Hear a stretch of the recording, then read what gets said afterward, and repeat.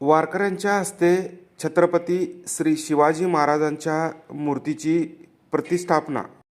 अखंड हिंदुस्थानचे आराध्य दैवत छत्रपती श्री शिवाजी महाराज यांच्या 395व्या जयंतीनिमित्त संभाजी ब्रिगेडच्या वतीने मेकॅनिक चौक येथे वारकऱ्यांच्या हस्ते शिवमूर्तीची प्रतिष्ठापना करण्यात आला.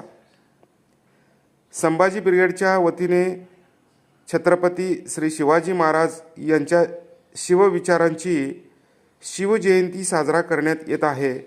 गाणगापूर ते आळंदी चालत वारी करणाऱ्या वारकऱ्यांच्या हस्ते छत्रपती श्री शिवाजी महाराज यांच्या मूर्तीस पुष्पहार अर्पण करून अभिवादन करण्यात आले. यावेळी शिवाजी पानसरे यांचे शिवाजी कोण होता या पुस्तकाचे 200 प्रतींचे वाटप शिवभक्तांना करण्यात आले.